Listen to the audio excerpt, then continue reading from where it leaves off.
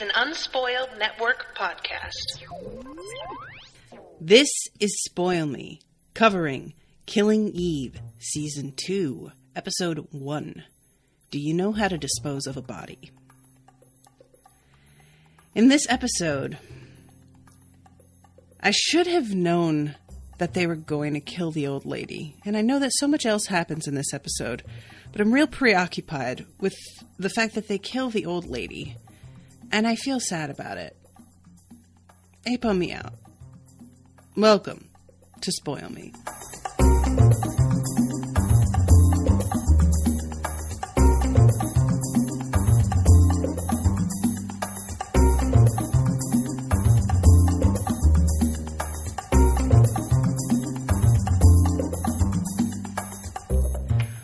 Welcome to the show, everybody. I am Natasha. First of all, thank you very much to Lara for commissioning this episode. Lara, you're the real MVP. I was only able to watch this episode once because it was close to the previous one. So forgive me, guys, if I get a few more details wrong than I normally do. But I'm super excited to be able to cover them this close together. It's really nice. I know that there's going to be a break now, but nevertheless. And this episode was a really nice premiere. This felt that they really just went in head first, and it was what I wanted in terms of overall investment, but it was very different from what I expected. So we start off the episode right where we left off on the previous one, with Eve standing in the middle of Villanelle's apartment, looking around, unsure, what to do next. And she winds up keeping hold of the murder weapon and decides to dispose of it at the airport. This is one of those things that I don't really understand. And I'm sure that Eve is somebody who has worked on this kind of thing more than once. But so I'm assuming that she has an idea behind why she's holding on to it, but it might be just panic and she doesn't have a plan at all. For me, she's out here carrying this thing around that's going to be coated in somebody else's blood. Just drop it at the scene, wipe your prints off it, drop it at the scene. If a murder weapon is left, there's a little bit less for them to go on, I always find, I feel if they find it at the airport and they piece together that especially it was at the airport, I guess she went before, it was before security, but I feel they would be all right, well, clearly it was somebody international, they might get more info than they would if she had just dropped it here. But she's coming down the stairs and she sees this group of people that are wearing police vests. And I think all of us probably saw these people and were yeah, these aren't police. They're here way too quickly. There's no siren. They aren't coming in and announcing themselves. There's no there's no, what are those things called that they have on them that it's beep, da da da, where it's got the little staticky radio deal. These are also very young, very fit people. They are definitely assassins. The dude, there's two women and a dude. The dude is super hot, and I'm kind of low-key wanting to see him again. So she hides in this closet. It's amazing that they didn't see her when they came in. But she hides in this closet, and her hands are covered in blood. And she keeps on leaving, fucking bloody fingerprints on the railings and shit. There's this awful moment as she's going down the stairs where she hears the old lady that she got help from say, "Mon Dieu," and then just a gunshot. And I feel so bad because I feel I might have said something about that she might be in trouble, but I didn't assume that they would just kill her right at her front door. And I don't know why I didn't think that. This entire apartment building, I mean, it had, like, there was her neighbor who didn't know who she was or what was going on. But he's dead. Is there anybody other than themselves now in this building? Like, they don't really have to worry about witnesses anymore, I guess. I don't know. But yeah, so Eve, like, at this point when she hears this woman go down, that's really for Eve. Like, she's already scared. She's already trying to get out of here. But you can feel her adrenaline go up. And this, for me, is some, like, killer acting, pun intended. I mean, Sandra Oh really does an amazing job at showing that kind of hyperventilating, trembling fear that completely screws up your balance, just your sheer balance, like being able to walk in a straight line and shit, you know? There is so much to this scene that I feel like could have been less effective if she wasn't as great an actress as she is. She just kills it. And at one point her phone starts to ring and you just like want to die. And I love her reaction to that and pulling it off and shutting it off. Like all of these little details that feel so genuine. And she passes this door going into like what looks like a garage, and there's a bloody handprint on the corner of it, and inside is Villanelle. And sure enough, Villanelle has about the reaction that I had predicted in terms of just being like, she stabbed me because she cares about me. You know, I had said that it would be the kind of thing that one day they'd laugh and be like, do you remember that time you stabbed me? And that really seems to be almost already where Villanelle is over this whole thing. And what's so interesting is Eve is a regular human being. She is not a psychopath. However, she's a real Will Graham. So she's like obsessive and sensitive, but also like her fascination and her intellectual curiosity overcomes her revulsion. And at the moment, she is trying to come to terms with the fact that she may have killed this person. And she doesn't know how to say that. She doesn't know how, she never tells anybody. Nico is just trying to get it out of her once she's home. Carolyn asks her a few times, like, what happened when you got there? And she doesn't tell either of them anything. I don't blame her. I mean, there are times where I'm like, maybe you should just tell a person and you can, you know, there are times in shows like this where you get the sense that a character they are talking to can be trusted more than that person thinks they can, or that they're going to have a much different reaction than that person thinks they will. And I don't get that sense with Carolyn or with Nico. Nico, I just don't know what the hell he would do if she told him that. I genuinely don't. Like, I feel like he'd want to be really supportive, but at the same time, how can he understand? And he would probably be relieved, if anything, because this is a woman who broke into his house who's been like haunting them. But she wouldn't want him to feel relieved. It wouldn't feel supportive to her. It would feel like, I think, a little bit of a betrayal because she feels bad about what she did now.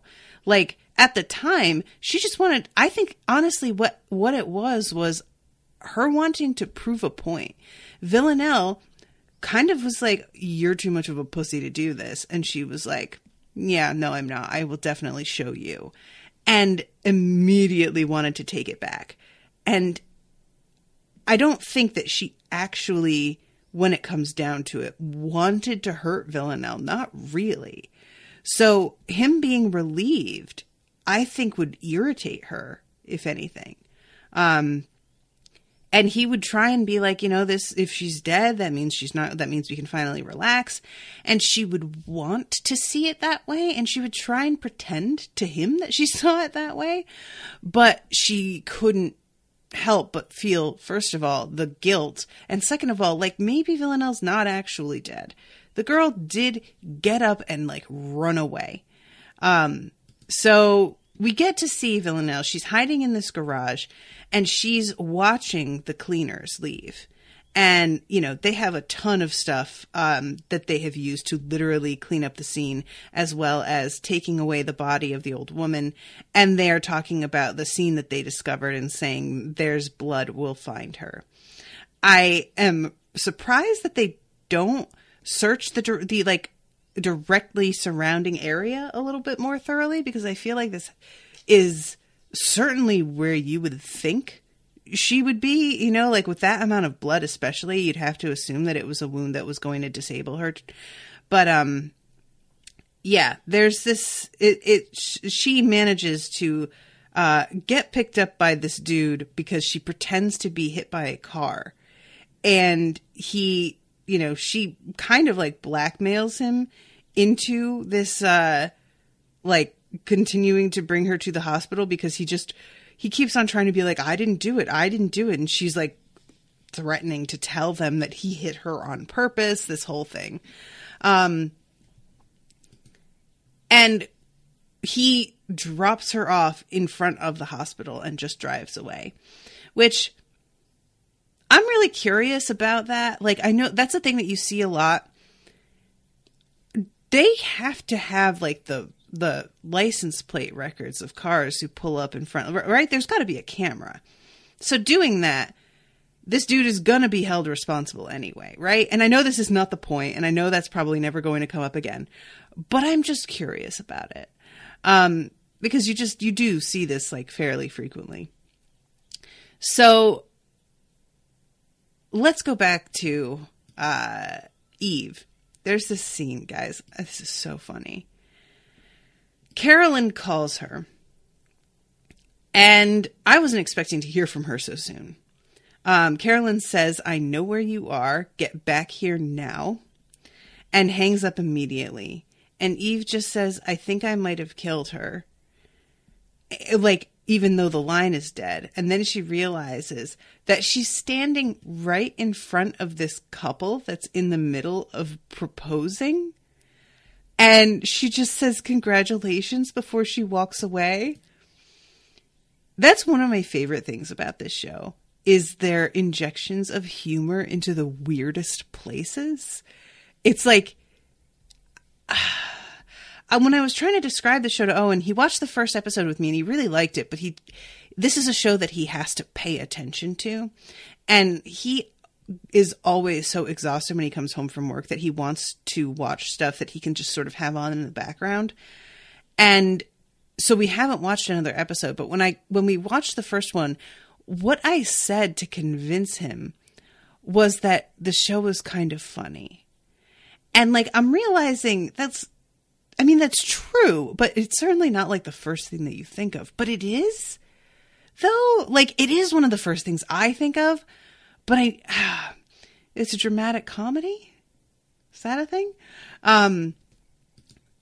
I just love that moment so much, though. It's just so unexpected and such a weird, like, uncomfortable. So she goes to the airport and she is about to go through security. And she realizes that her, first of all, she goes to like this candy shop and is just buying about 6 pounds of candy. And there's this moment where a gumdrop falls and this kid's about to reach out and grab it, and she slams her hand down on top of it. What's the deal with this bag of candy? What is this? Why is she doing this? Is this her coping mechanism?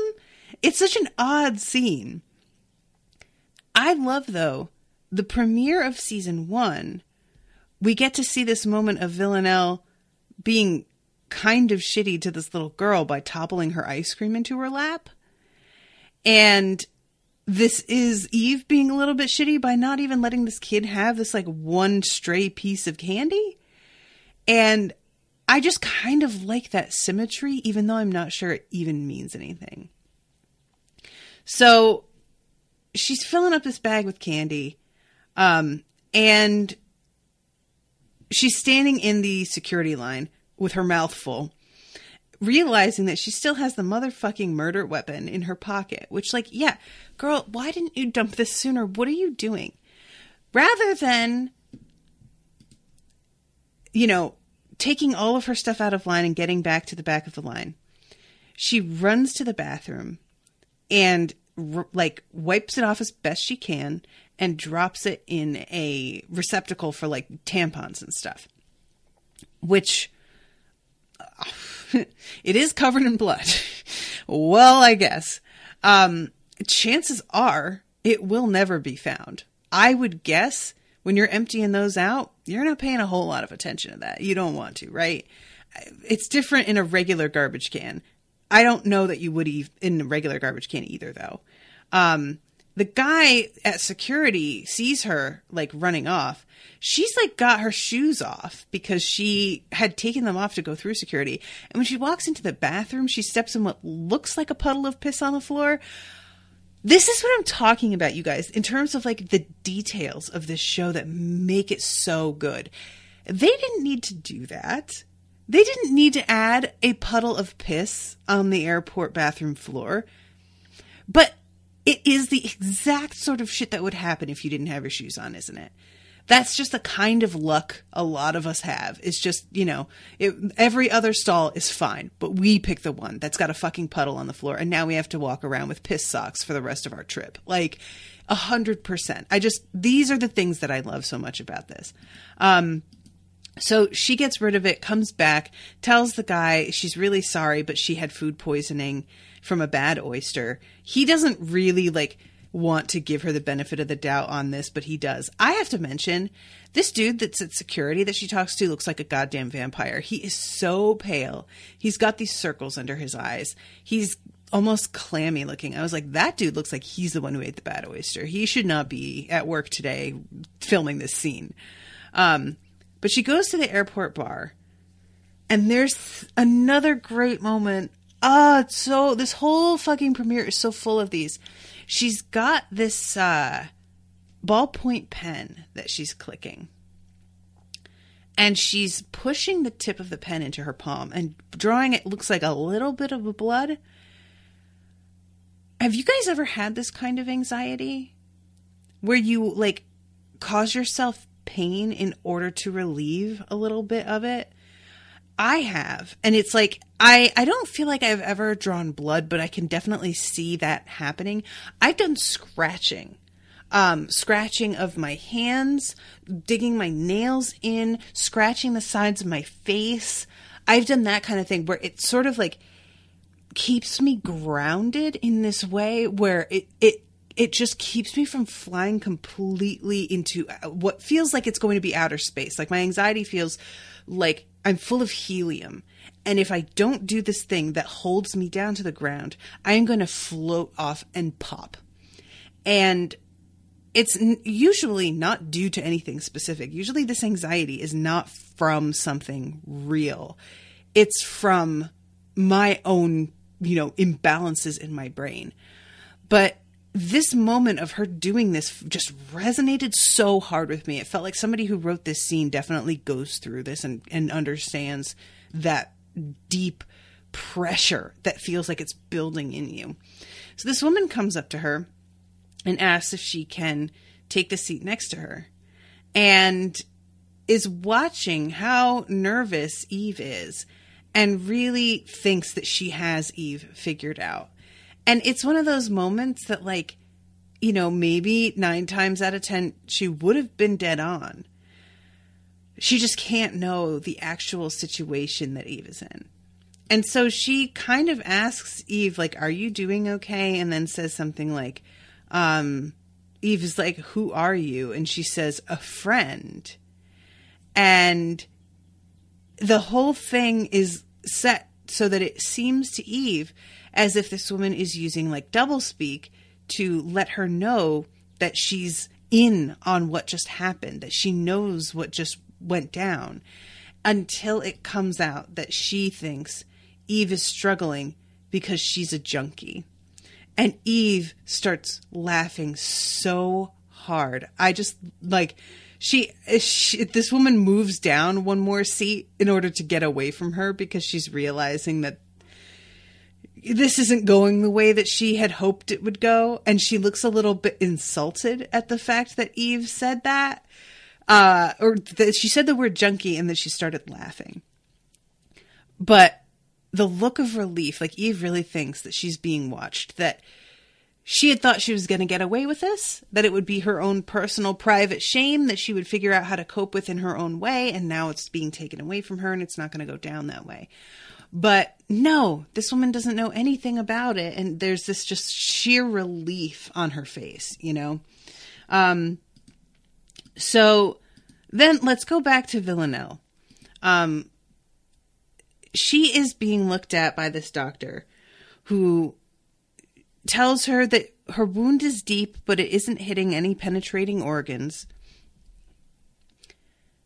And he tells her this kind of wound is something that he does have to report to the police because it's clearly a stab wound.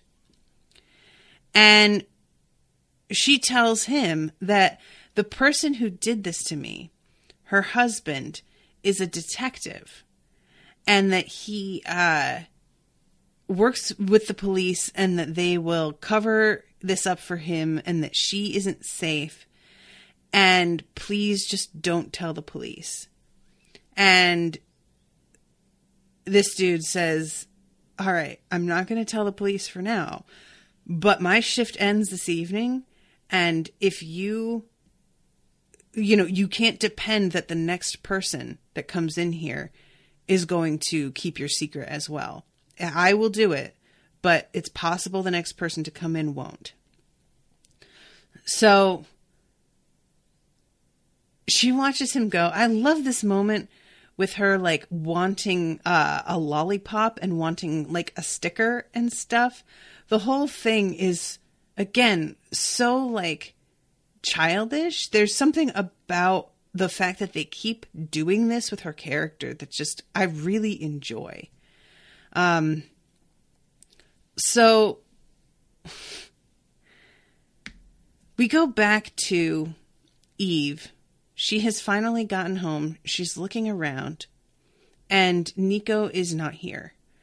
I was, like I said, really certain that by the time she got home, Nico was just going to have moved out.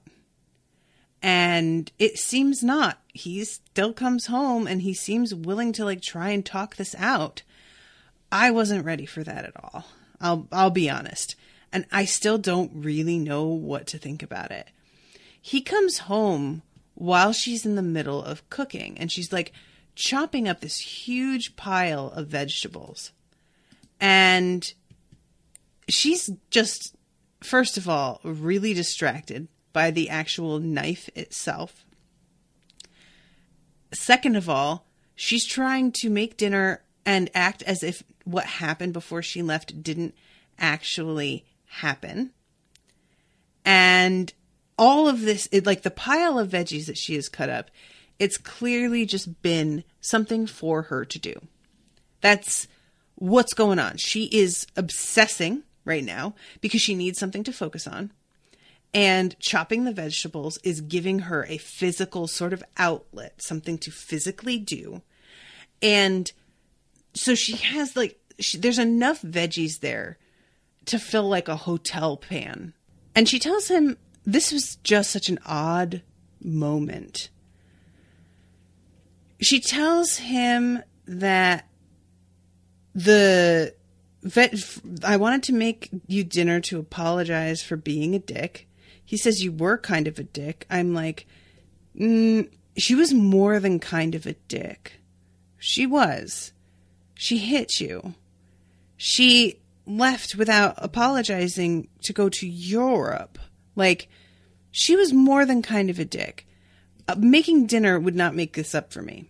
But she says, good news, I've been fired, so we can go back to just being normal.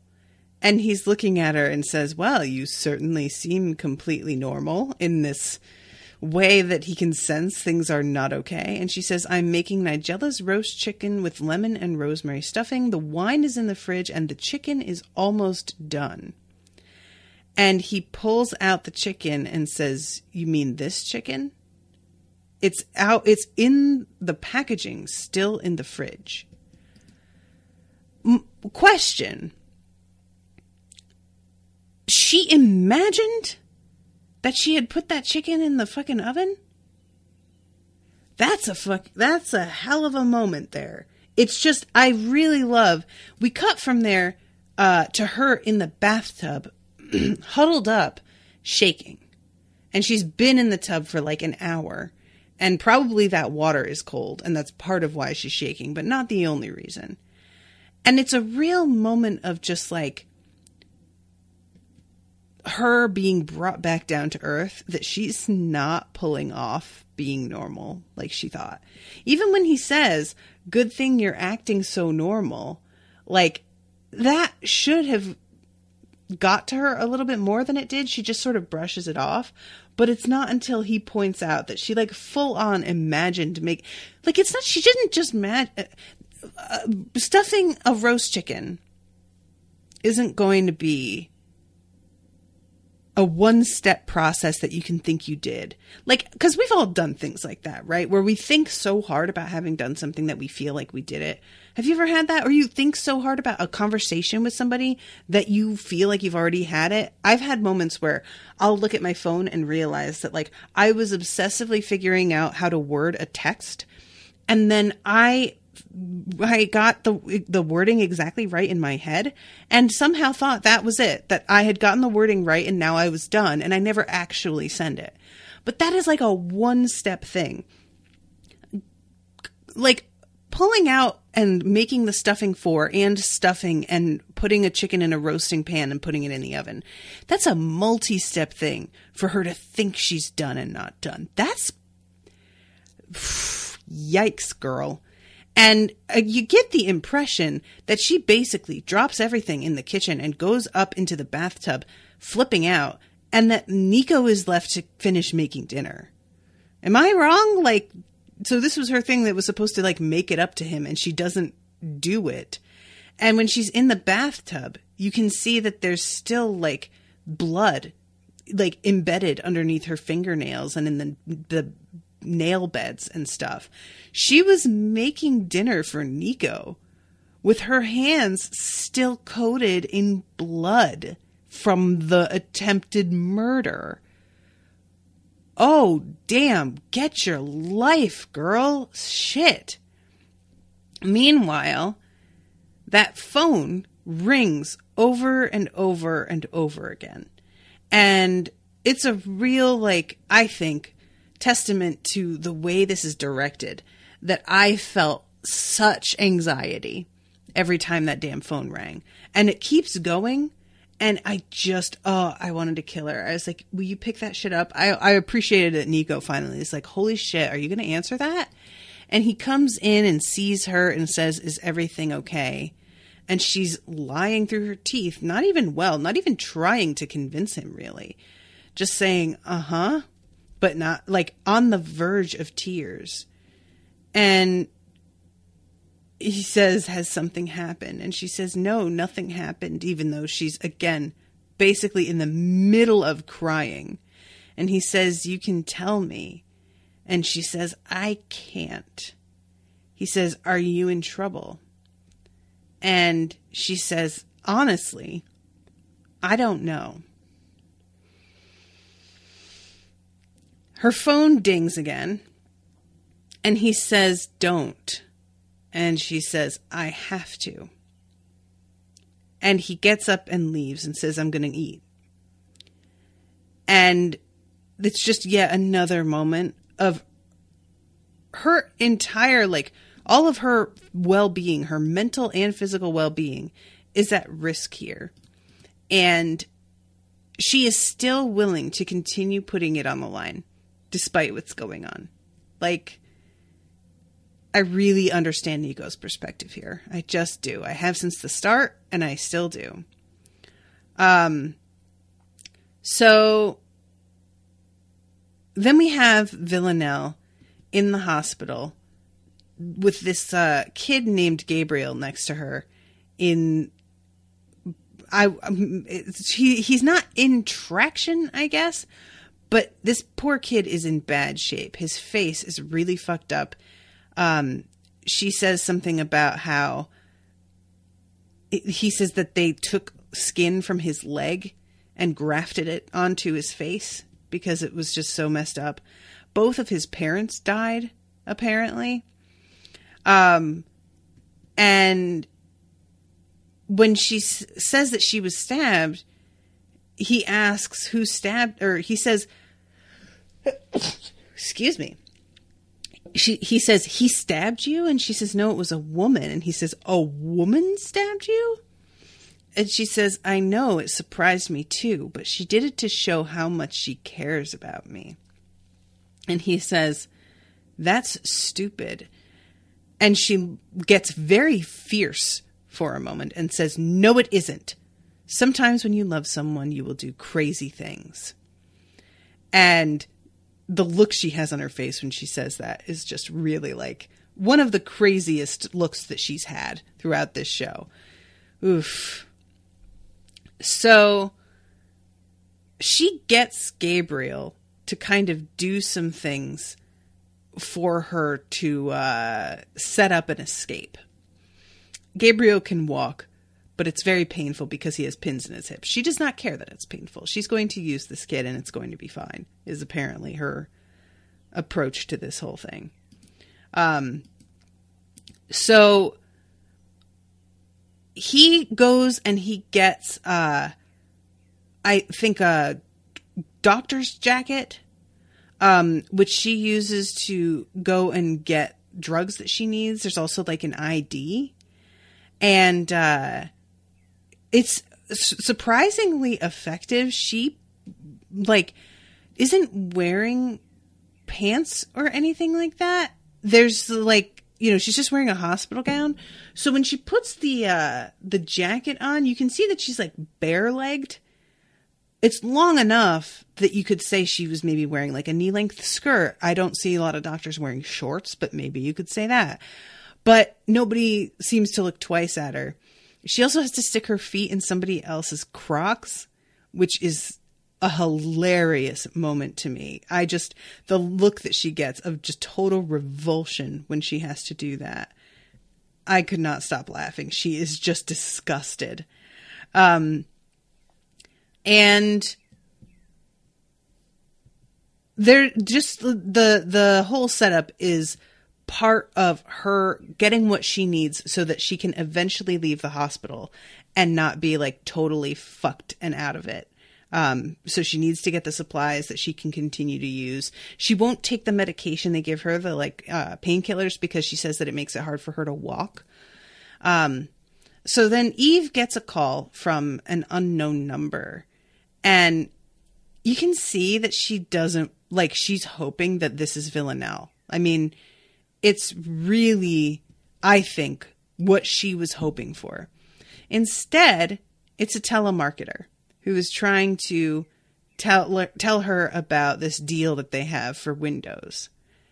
And he says, do you have time to talk? And she says, yes.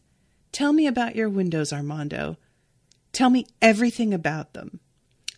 Oh, really? Wow. Well, okay. Do you know what kind of windows you have?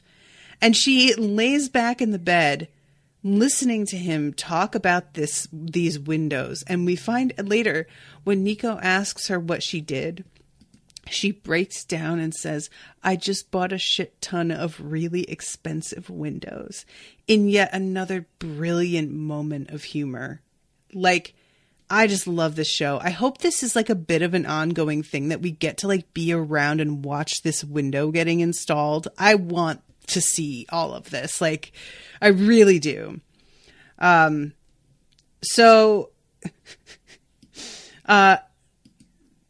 Villanelle, while looking for a bag to like put her stuff in, winds up in somebody's hospital room. This scene was one of the hardest ones to watch because she's giving this woman positive news about this guy's condition because she doesn't know what else to say. And she's just trying to give her news that will allow a quick exit for herself. And it's just awful. This woman's being like like crying with relief. And we know that none of this is real. Meanwhile, Villanelle has like picked her pocket. All the woman has is like a little change purse. I mean, she's trying to get a go bag together, basically. And Villanelle is asking if his parents, if Gabriel has any money or if his parents have any money. And he says they died in the accident. And she, rather than having any sort of sympathy, says, that's not helpful to me, Gabriel. And he says, you don't look very good. And she starts to say, I'm fine. And then she just passes out. And I have to wonder, when they find her, what they think about the fact that she is still wearing a doctor's jacket and has a bunch of money poured out on the bed. But evidently, there's like, that does not come up, or it's not deemed particularly critical enough to stand by her bed and wait for her to wake up and question her about it. Her fainting too. That was a good faint. That was a convincing faint. She hits the ground like a fucking bag of potatoes. It's like hard.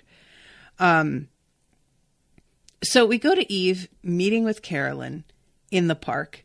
There's this little boy named Oliver that Eve assumes is Carolyn's, and like not Carolyn's, but probably his nephew or her nephew. But he is, it turns out, a complete strange child that she's just been chatting with. And it's just such an alarming moment of realizing, like, this kid winds up getting picked up by his dad. And I guess everybody just assumes that this, like, middle-aged woman doesn't look like a threat. But people need to be a little bit more careful. Holy shit. Carolyn talks for a moment about how there were bathing ponds once upon a time that were very popular in the 50s with spies, ideal place for sensitive conversation, and to have sex with boys, of course, which would have been an added bonus for daddy. Carolyn. So she asks Eve what happened. And Eve tells her she went to Villanelle's apartment. She's honest about that. Says that Villanelle's place was as chic as shit, but that Villanelle was not there. I like when she says she wasn't there, but Carolyn immediately says, so what was her apartment like? Because she knows whether she was there or not, you went inside.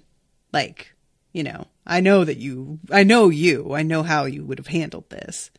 And yeah, the chic as shit. It sort of surprises me a little bit, guys, because look, she has some very nice detailing, but the overall apartment did not feel chic to me. It felt weirdly shabby, and I can't just, like, that must just be me, right? I don't know. Maybe I just have bad taste.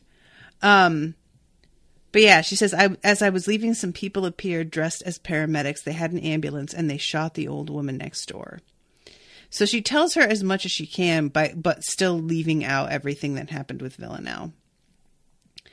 Any ideas where she might have gone? Any feelings? And Eve says, no feelings. And then says, look, I don't know why you're asking me this. I don't work for you anymore. What are we doing here? You fired me. And Carolyn basically behaves as if this is like a real afterthought and is like, oh, yeah, I guess I did, didn't I? Well, I mean, you can come back though. Like, we're doing this, right? And I love that she sort of just takes it for granted. Circumstances have changed. That she takes it for granted that Eve is going to come with her despite everything that has happened. And she's completely correct. You know, Eve follows her immediately. And they wind up having this conversation where Eve is like, I need to go home. And Carolyn is finally like, dude, look, first of all, what are you going to do at home? Like, tell me your plans.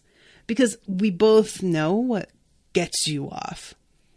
And this fucking going home and making dinner and cuddling on the couch and watching some movie is not the thing. And also, if Villanelle is still alive, you know, which there's no reason for Carolyn to doubt that because she doesn't know about this confrontation in the first place. If she's out there, she's still going to be coming for you, whether you're on this assignment or not. So you may as well be working with all the resources you can get to track her down first, because she's going to come at you either way. So best suit up, kid. We're doing this. We go back to Villanelle. She has slept through the evening, and it's morning now. So, you know, some shit has gone down that she was like intending to be out of here by the evening before this guy's shift was up, but that did not happen. She asks Gabriel if he has some clothes, and they are little boy's pajamas, but she's taking what she can get. They actually fit on her body, which is more than I would have expected, to be honest. And he finally asks her to look under his bandage. And it's a weird, terrible scene, guys. She has, you know, no sensitivity about what he's going through because she doesn't.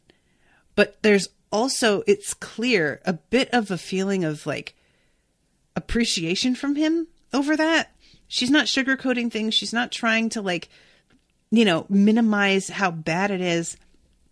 He asks how bad is it? She says, it's really bad. You look like a pizza. And then says, oh my God, did you lose an eye? And he says, I'm a monster. And later on, he says to her, like, I don't want to live like this. My parents are dead. I'm a freak. Would you want to live like this? And I knew it was coming. When she hugs him, I was like, all right, here it comes, because there's no reason that she would hug this kid. That's not going to be what happens. She's not a hugger. And sure enough, she grabs him by the head and twists his neck and breaks his neck, which I can only imagine what the fucking hospital staff is going to think of this. Like, this has to get back to Eve. She's going to have to know, right? This is going to be their, like, clue. What a bonkers thing to do. Jesus Christ, Villanelle.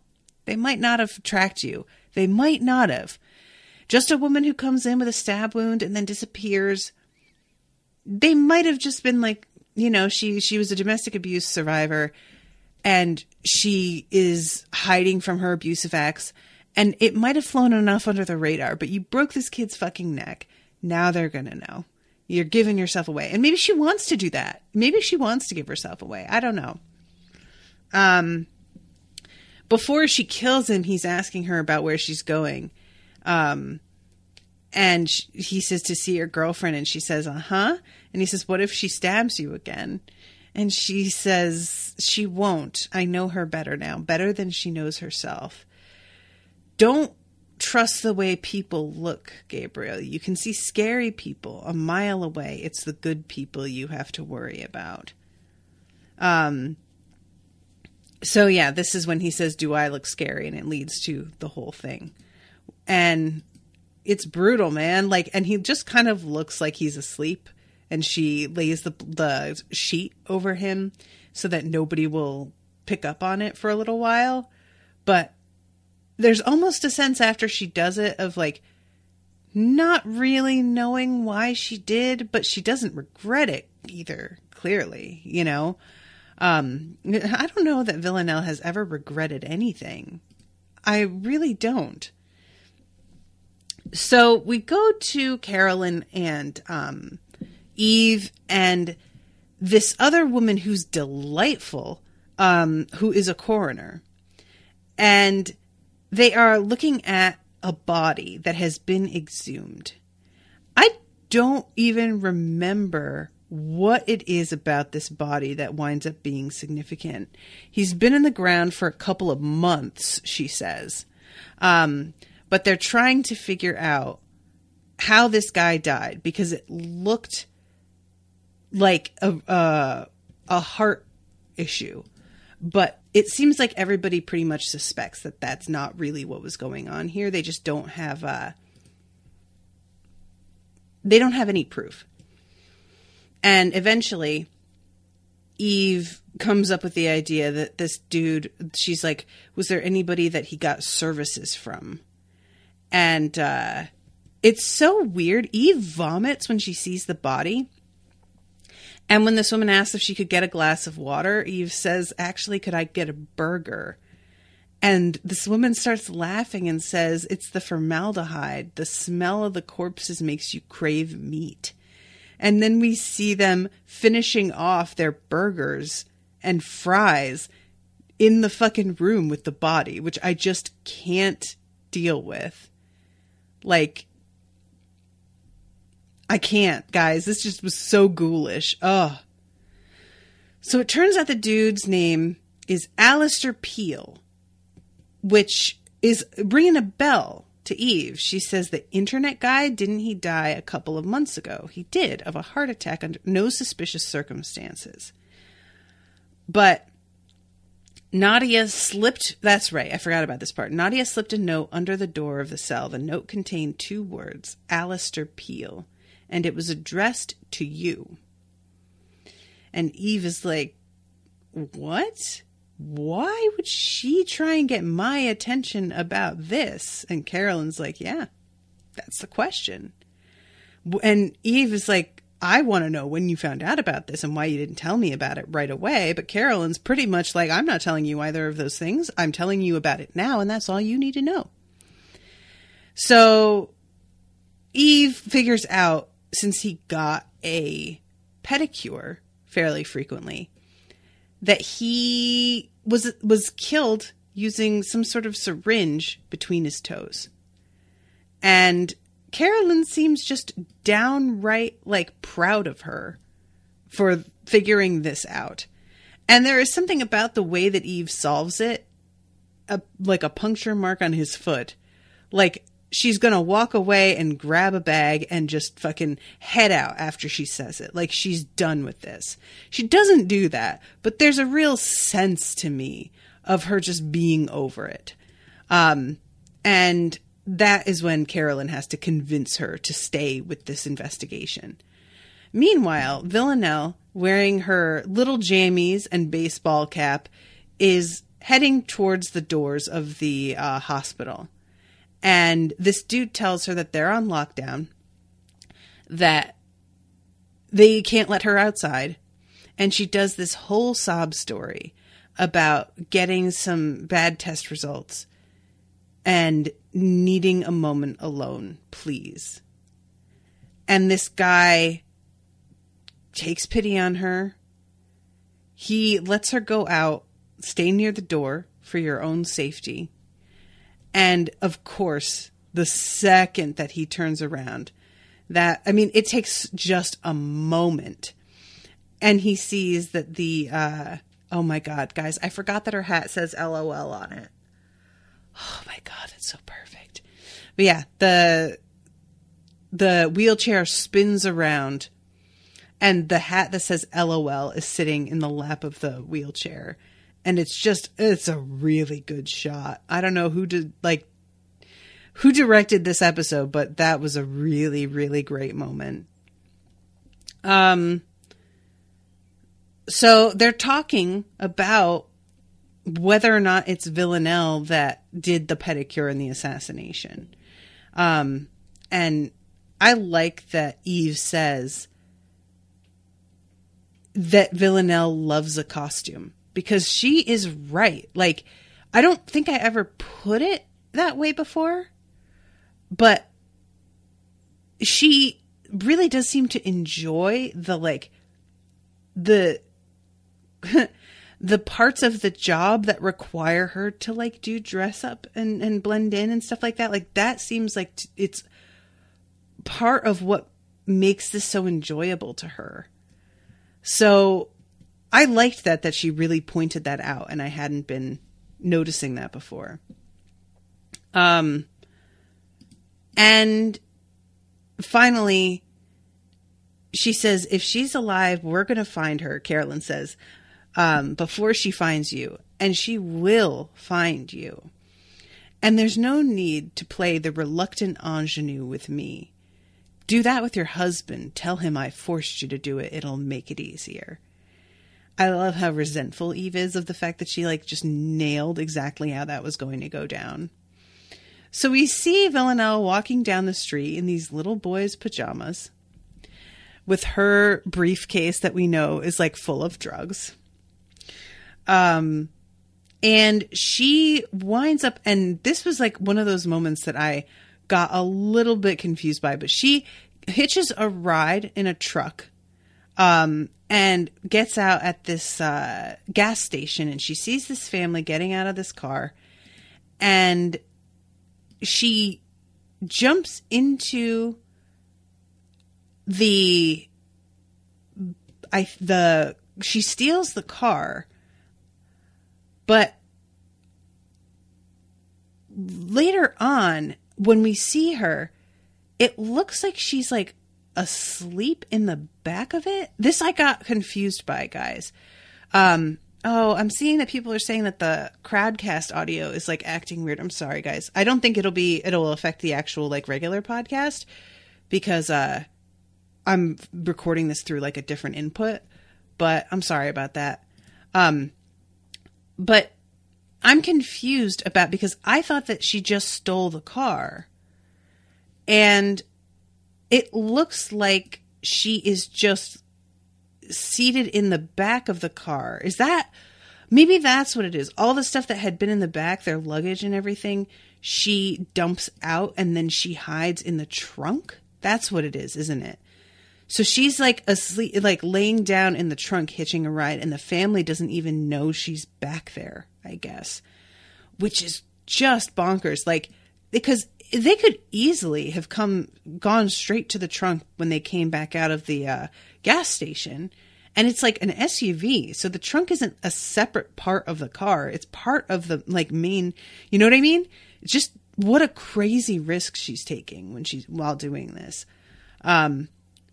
But yeah, so she's heading to, I don't know if she even knows where this family is going. I don't know how she decided this was the car that she was going to use. If she even has a destination in mind, she may just be using this to get as far away as she possibly can. Maybe it was the license plate on the car and she assumed that they were like heading back home. But I apologize. I missed some details on that. And the episode just ends with her looking up at the ceiling of the car and looking really like dreamy-eyed. Like she's thinking about Eve and just how much she likes Eve. And then you see Eve at home next to her husband also looking at the ceiling. And it's clear that the two of them are each thinking about the other. And it's so strange. And I really, really liked that ending. I thought it was effective. I don't know what to think. Like, you know, I had said something about how I thought that maybe the note that Nadia slid under the door was what made Carolyn go to the prison. But now we know the note didn't get picked up until later, and it was addressed to fucking Eve, and it was about this guy. So what was it that made Carolyn go and see Villanelle? I don't understand how we're not going to talk about this. I mean, they do talk about it, but Carolyn is just refusing to share any of it with Eve. And I don't know. Eve has no other options in terms of resources if she is going to try and catch Villanelle. So I'm not mad at her for deciding to team back up with Carolyn here. I understand that there's no really other choice for her if she's going to try and track Villanelle down effectively. However, as a viewer, I obviously no longer trust Carolyn the way that I did. So now I don't know what to think about what's going on. You know, like, Was it all a setup? Did Carolyn want them to find her out? Was she doing this all on purpose? I don't know. I don't know what... I don't understand the motivation behind any of what Carolyn is doing. She's a mystery. All right. Well, I'm at time. I'm going to wrap this up. I apologize to everybody for the problems on Crowdcast. I don't know what's happening today. Hopefully this doesn't continue, but we'll see. I have 2 more recordings. Fingers crossed. And thank you again very much to Lara for commissioning this episode. The show is so good. I hope that there are more commissions of this show because it's, very spaced out. If you're interested in commissioning one, you can go to unspoiledpodcast.com/shop. And there should be a spreadsheet when you go to commission it in the questions that you answer when you place your order that will tell you when the dates are, and you'll be able to get a sense of like how much time is between all of them and what's commissioned so far. So anyway, thank you again, Lara. Thank you all for coming and listening, and I hope you enjoyed it, and I will be seeing you soon with a new episode. Until then, toodaloo, motherfuckers.